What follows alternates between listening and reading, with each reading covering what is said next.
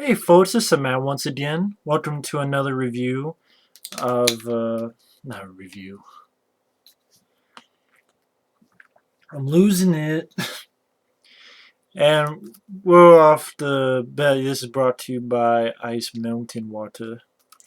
I know I haven't been drinking a lot of Mellow Yellow lately because for a little bit while I've been trying to lose weight. Just didn't like, you know, I'm like, I'll be honest with you guys, I'm like 210 and I really want to. So I've been walking more and drinking. Haven't eaten any junk foods. Haven't drinking a Mellow Yellow for quite a while. Drinking a lot of this, so walking at least 2 miles at least every day. So see how that goes. It's gonna be a pain in the ass though. I'll probably give up by next week. But either way, what the video is about, for those I know, there's a lot of requests I've gotten. I will let you know there are requests coming. Someone requested this. I will review this.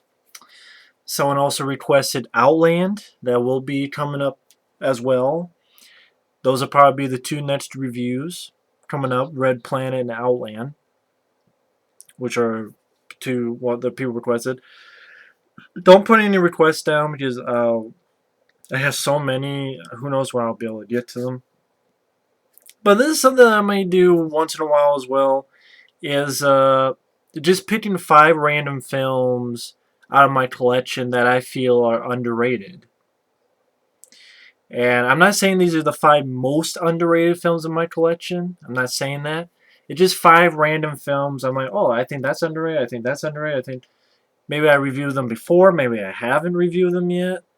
But I just thought it'd be something different. So 5 random films in my collection that I feel are underrated, and to let you know why. Now, first off, is 2 films. I'll start with that I talked about. I have reviewed these films, including this one, that I do feel is underrated. I don't really understand the shit that it gets, and it is Eagle Eye. I have reviewed this film. The review for it is on the channel. Just go to my channel and type in Eagle Eye, or hell, just go to YouTube, type Eagle Eye, and then just type my name, Rambo Rat for Life. You'll find it. Or even type Eagle Eye movie review, you'll probably find it then. But just go on my channel, type Eagle Eye if you want to. But I really enjoy this film. I saw it at the movie theater when it first came out. Highly enjoyed it then. I don't mind Shia. I don't understand the hatred for Shia. I thought he was good in Disturbia.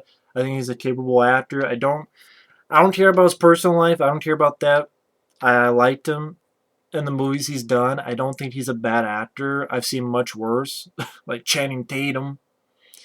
That guy, a fucking door to out at Channing Tatum. That's my opinion. But I really like the concept of this film. They really took a page from War Games, but they did on purpose. Just they even have a interview that the director has with the director of War Games, John Badham. But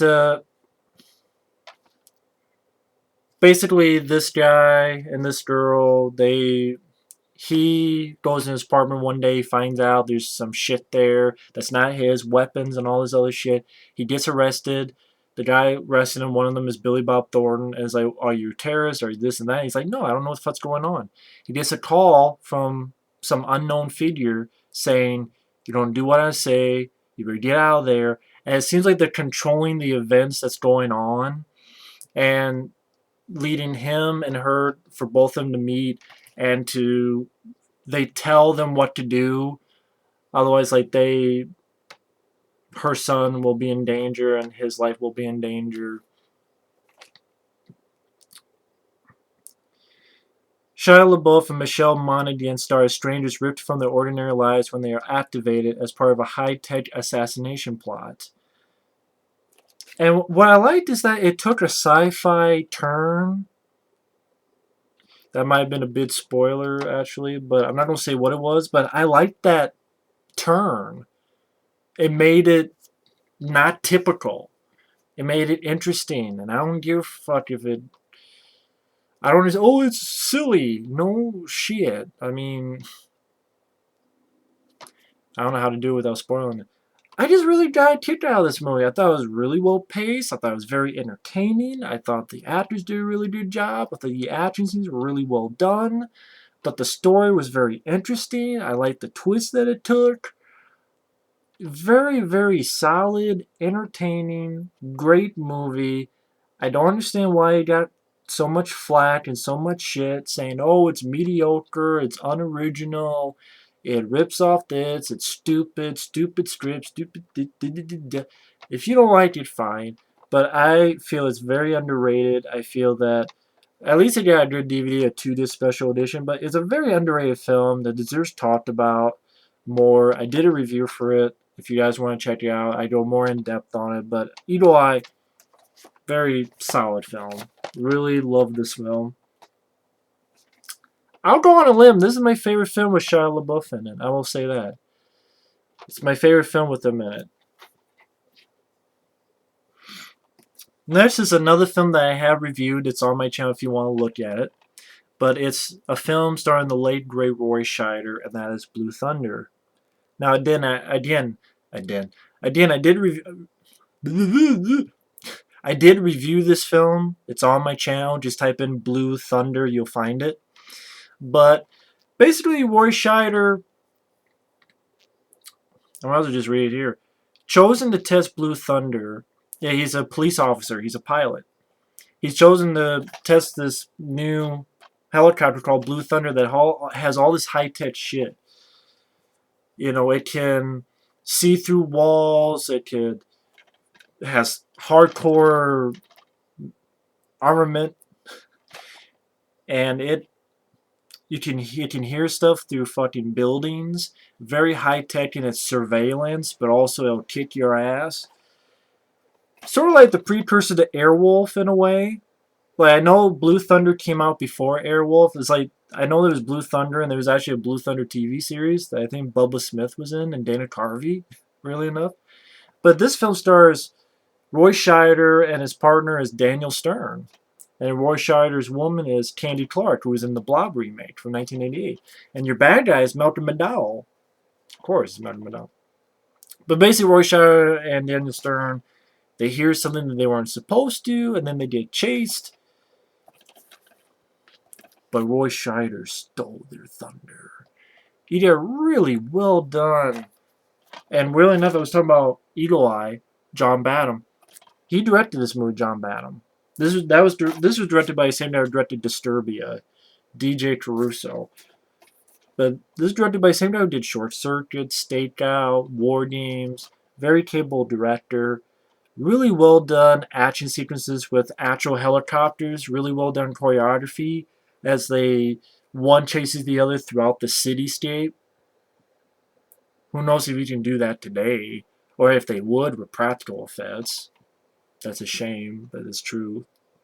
But well-told story, very capable acting. Roy Scheider, I'm a big fan of Roy Scheider. He's greatly missed. I really miss the guy. Daniel Stern, very likable. Candy Clark, really liked her. Wasn't just a damsel in distress.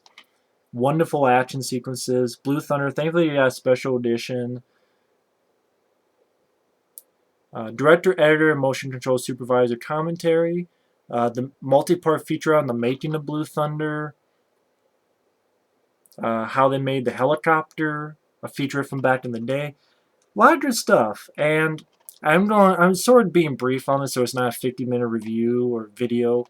But I did a review for this film. You can check it out. It's more in depth if you want to find out more on this. But Blue Thunder, really wonderful. If you like action films, should check this out. If you like Roy Scheider, definitely check it out. He's a really solid, underrated film that not many people talk about. That's why I call it underrated. Not many people talk about Blue Thunder nowadays. I barely see anybody talk about it. This next film, I don't think I reviewed this, but it's actually from 20th Century Fox, from back in the day, and that is Project X. This is the DVD cover, so it showcases Matthew Broderick and Helen Hunt, who star in the movie. And then inside you have what the this was the poster. I really love this film, and what I really loved was I thought it was a really well told, dramatic story. Had a good heart to it. It is PG, but Matthew Broderick, he's a guy who screwed up in the Air Force, so now he's brought down to this place where they do experiments on chimpanzees, the Experimental Pilot Performance Project. And one of the chimpanzees happened to be Virgil, who was in the wild, and Helen Hunt was teaching him sign language. But one thing leads to another, and Virgil gets somewhere where he's not supposed to. And Matthew Broderick makes this sort of friendship with Virgil, and then one way or another gets in contact with Helen Hunt. And they're doing these tests with chimpanzees, which I guess is based on true events. They were actually doing these tests on chimpanzees, where they was like made them fly stuff. It's not to teach them how to fly; it's to ultimately get them to get into a room, and then they basically release sort of radiation. And the testing was for how, for example, if you have a bomber and they're going from point A to point B, how far could they get? Like, how much radiation could they get? Will they be able to get to their target and still use the bomb before dying? You know, that sort of thing. And Matthew Broderick, decides this isn't right.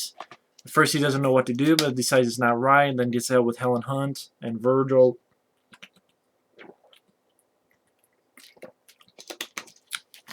And then you get Rise of the Apes. Sorry, I had to throw that in. But I just really got a kick out of this movie. I mean, I'm not going to say much. I'm just going to throw it out there, Project X.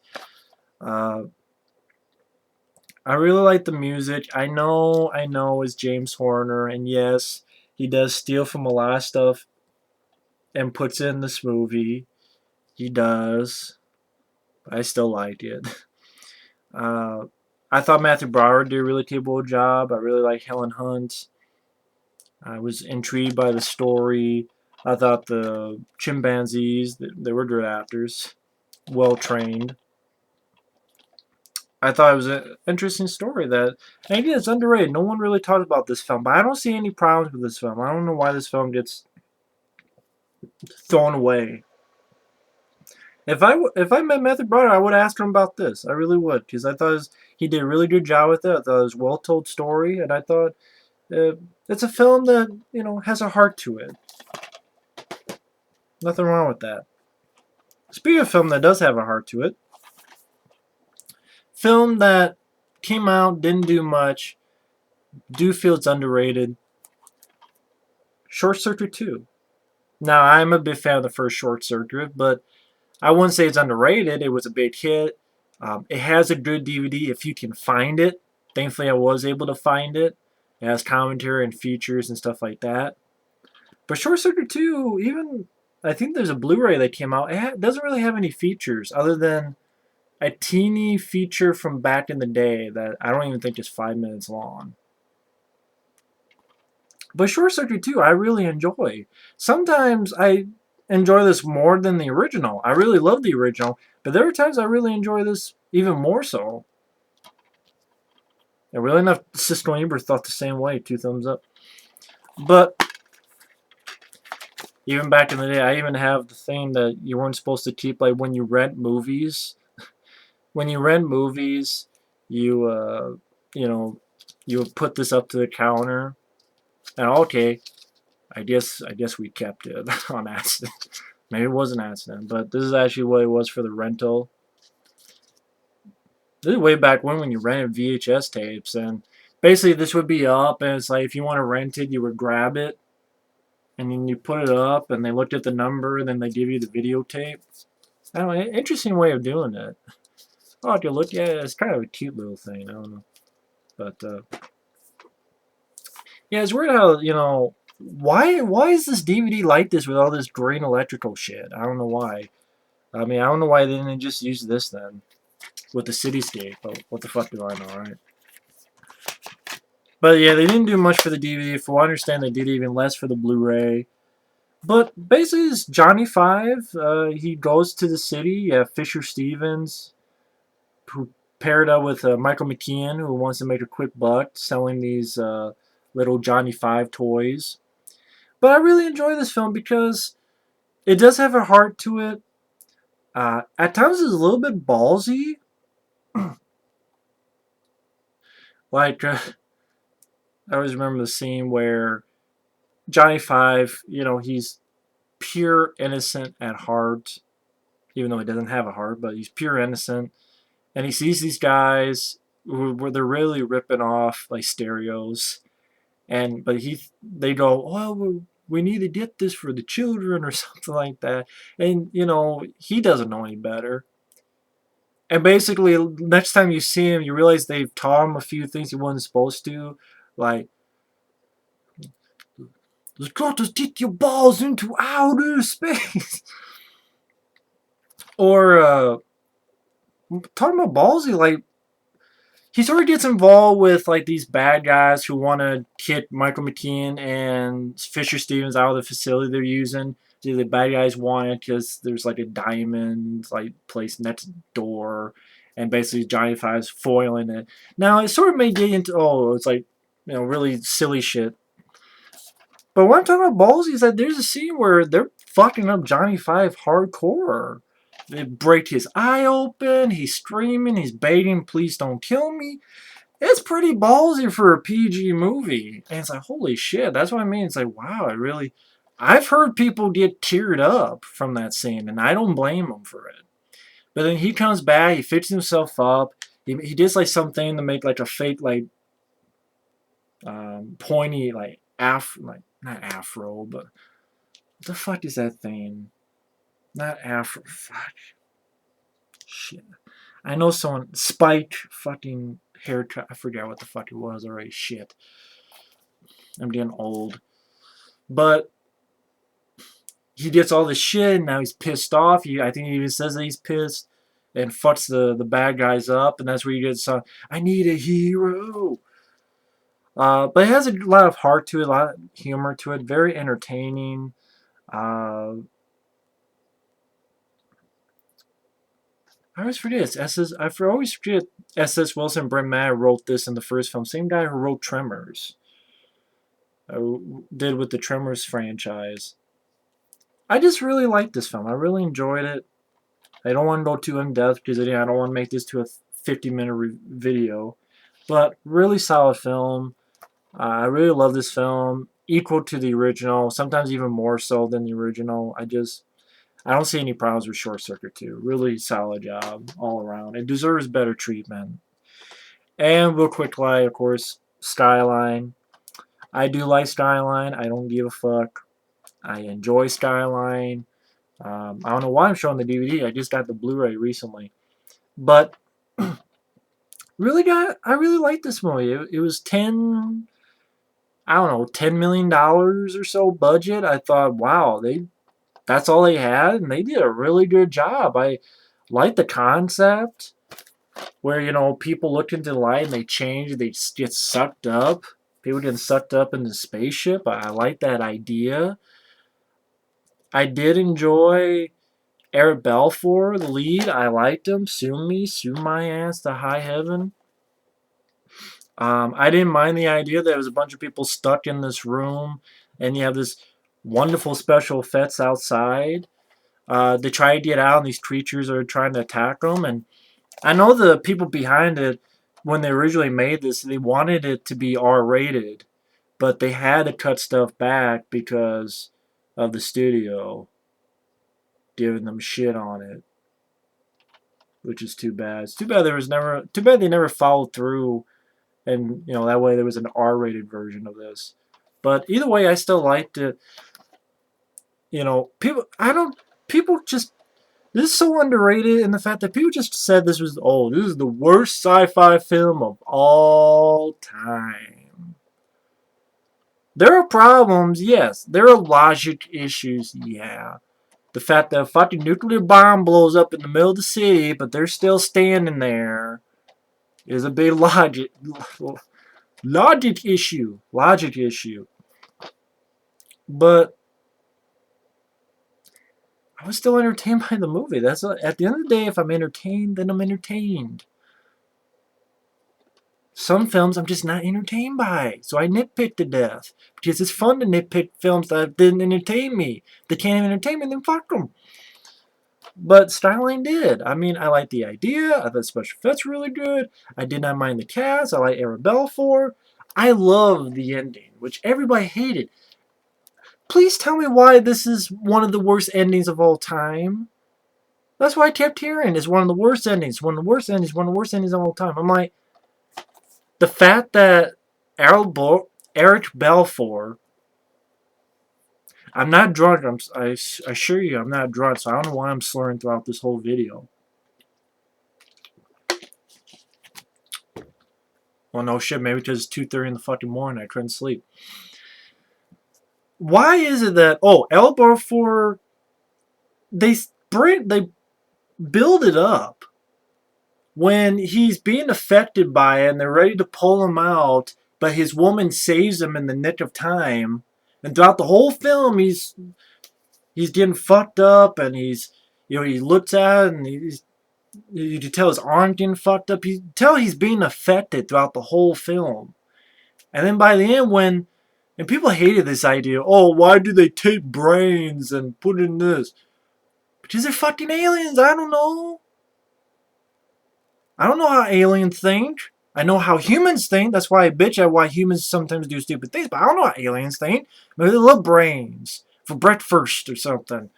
Lunch and dinner. I don't know. It's a fun B-movie idea. Fuck it.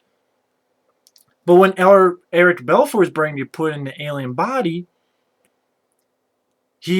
something fucks up and he retains his soul. He retains his love for his woman.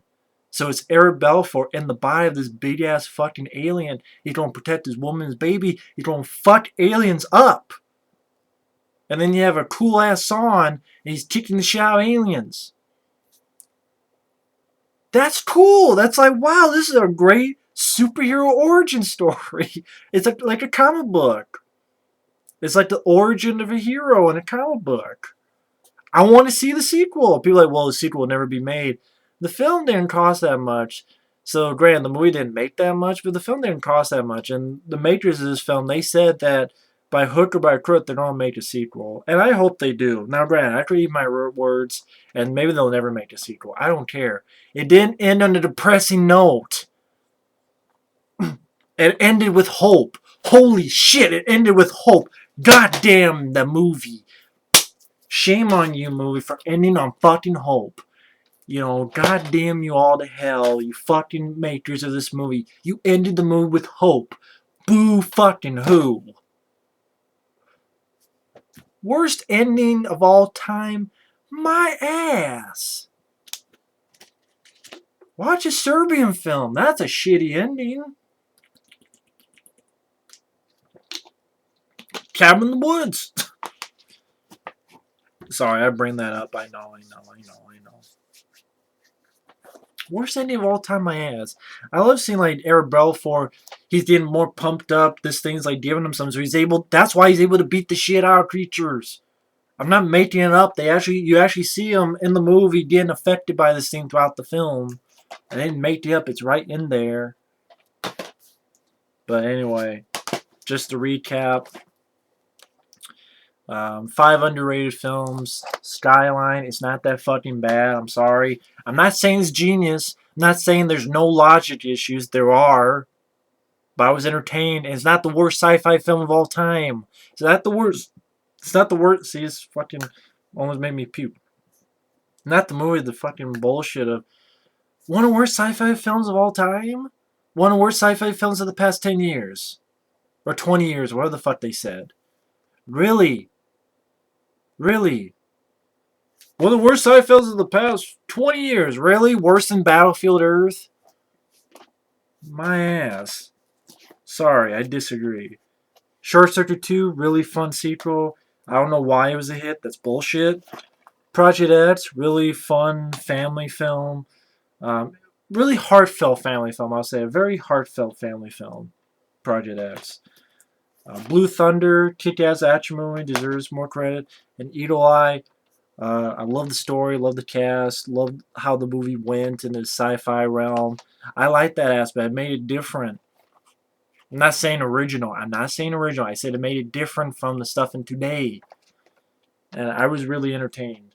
So, those are the 5 films I picked for this installment of 5 underrated films in my collection.